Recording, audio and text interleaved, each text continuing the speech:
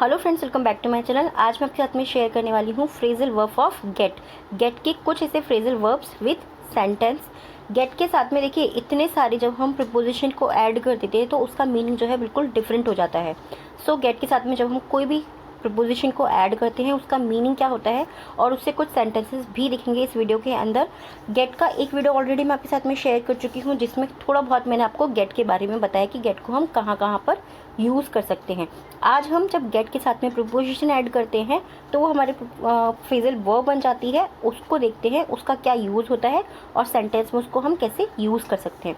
So first जो हमारी phrasal verb है वो है गेट इन। गेट इन या गेट ऑन दोनों को हम यूज़ कर सकते हैं। इन दोनों का मीनिंग होता है किसी वाहन पे चढ़ना, यानी कि किसी चीज़ की किसी भी गाड़ी वगैरह के ऊपर चढ़ने के लिए इसको हम यूज़ करते हैं। सो फर्स्ट सेंटेंस है इसका, आई got on the bus. I got on the bus. Get की ही सेकेंड फॉर्म होती है गॉट, इसीलिए मैं बस पर चढ़ा। ठीक है, मैं बस पर चढ़ा। आई गॉट ऑन द बस, मैं बस में चढ़ा या मैं बस पे चढ़ा, दोनों आप बोल सकते हैं। दोनों वेज इसको बोलने के करेक्ट देंगे। नेक्स्ट एक और सेंटेंस देख लेते हैं गॉट इन से ही। I have got in the house without permission. I have got in the house without permission. Sentence देखिए आपको समझ में आ रहा है। विदाउट मीन्स किए बिना, परमिशन यानी कि किसी की अनुमति के बिना। मैं बिना अनुमति के घर में आ गया हूँ। मैं बिना अनुमति के घर में आ गया हूँ। आई have got in the house without permission. Next देखते हैं हमारी फ्रेजल वर्ब गेट से ही।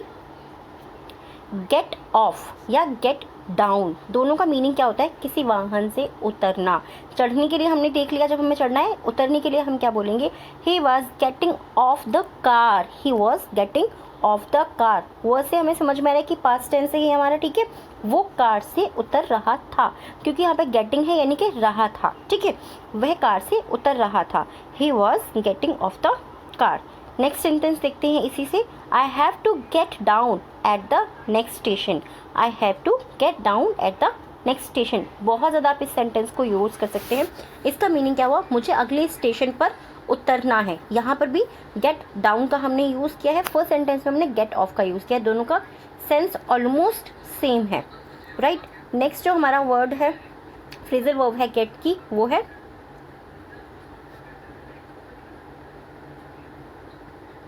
Get away with. Get away with मतलब है बच निकलना, किसी भी चीज़ से बच निकलना।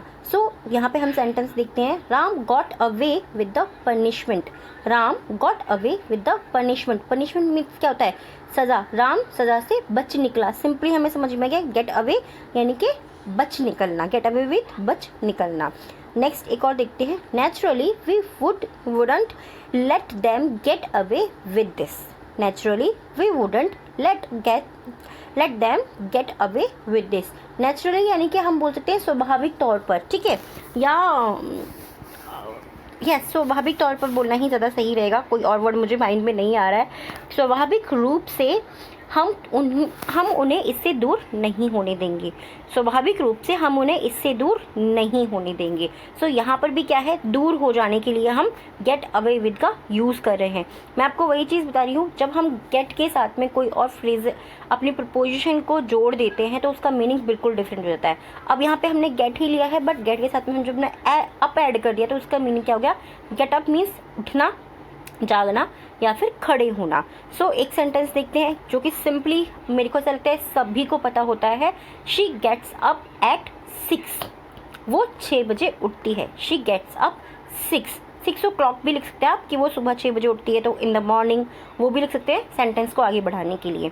नेक्स्ट देखते हैं get up all the students. Get up all the students यानी कि सारे बच्चे खड़े हो जाओ। सारे विद्यार्थी, स्टूडेंट्स विद्यार्थी भी बोल सकते हैं आप, नहीं तो बच्चे स्कूल में बच्चे भी बोलते हैं कि सारे बच्चे खड़े हो जाओ। मीनिंग आपको समझ में आ गया? गेट अप है, बिल्कुल सिंपल है, खड़े होने के लिए, जागने के लिए या उठाने के लिए इसका हम यूज़ करते हैं। नेक्स्ट देख लेते हैं get along with. Get along with का मीनिंग क्या होता है? किसी के साथ में अच्छे संबंध बनाना, right. I get along with all my colleagues. I get along with all my colleagues. Easily आपको समझ में आ रहा होगा। आई गेट अलॉन्ग का मीनिंग क्या हो गया? कि मैं किसी के भी साथ में अच्छे संबंध बना सकता हूँ, ठीक है, अच्छे संबंध बनाना। तो यहाँ पे क्या है? मैं या फिर सभी साथियों के साथ मेरे अच्छे संबंध हैं या मेरे सभी साथियों के साथ में अच्छे संबंध हैं, दोनों ही तरीके से हम इसे बोल सकते हैं। नेक्स्ट एक और सेंटेंस देख लेते हैं इसी से related, I hope I will get along with everyone. I hope I will get along with everyone.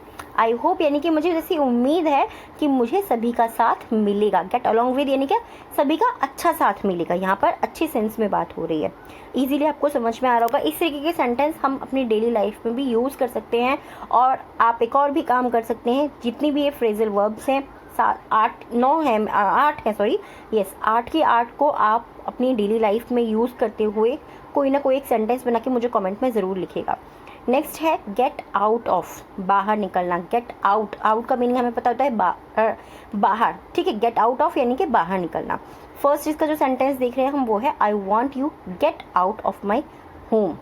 मैं चाहता हूँ कि तुम मेरे घर से बाहर निकल जाओ, ठीक है। I want you to get out of my home, तुम मेरे घर से बाहर निकल जाओ, मैं ऐसा चाहता हूँ। नेक्स्ट सेंटेंस का देखते हैं, he try to get out of doing his homework. He try to get out of doing his homework यानी कि वो अपना होमवर्क करने से बाहर निकलने की कोशिश की। जो है अपना काम कर करके थक गया होगा तो उसने बाहर निकलने की कोशिश की। यहाँ पे क्या करा, he try to get out of doing his homework. Next एक और सेंटेंस हम देखेंगे गेट का ही। एक और चीज़ मैं बोलूँगी, जितने भी वर्ब्स हैं यहाँ पर गेट की, जितने भी हम यूज़ लेते हैं, यूज़ करते हैं, उन सभी पे आपको एक ही चीज़ ध्यान रखनी है। जब भी आप इनको बोलते हैं, ये चीज़ें देखिए, आपको ऐसा कुछ भी नहीं होगा कि कोई ट्रिक आपके माइंड में आ जाएगी, नहीं आएंगी। आपको इनका मीनिंग खुद से याद करना पड़ेगा, ठीक है। गेट ओवर का मीनिंग क्या होता है, किसी परेशानी से बाहर निकलना, ठीक है, किसी परेशानी से बाहर निकलना। Rahul could somehow get over his problems. Rahul could somehow यानी कि राहुल कैसे भी करके निकल सका, गेट ओवर यानी कि बाहर निकल सका, हिज प्रॉब्लम अपनी परेशानी से किसी भी प्रकार से वो बाहर निकल सका, हम ऐसा भी बोल सकते हैं। I have got over the financial डेप्ट। I have got over the financial डेप्ट यानी कि मैं वित्तीय कर्ज से उबर चुका हूँ, मैं वित्तीय कर्ज से उबर चुका हूँ। इस तरीके के सेंटेंस भी हम बोल सकते हैं। नेक्स्ट देखते हैं,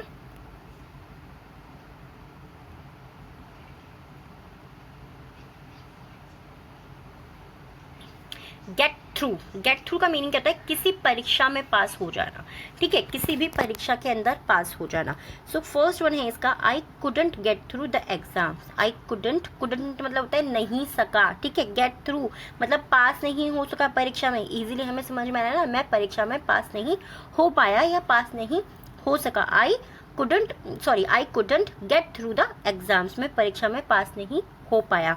नेक्स्ट है the younger child got through the exam. Okay, the younger child got through the exams. छोटे बच्चे ने परीक्षा पास की, छोटे बच्चे ने परीक्षा पास की। आई होप ये जितने भी सेंटेंसेस आपके काम के रहे होंगे। गेट का यूज़ कैसे करना है, गेट के साथ में जब हम कोई भी प्रीपोजिशन ऐड करते हैं उसका मीनिंग बिल्कुल डिफरेंट हो जाता है, वो चीज़ आपको समझ में आ गई होगी। जितने भी ये गेट के एग्जाम्पल्स मैंने आपके साथ में शेयर किए हैं, उम्मीद करती हूँ आपको पसंद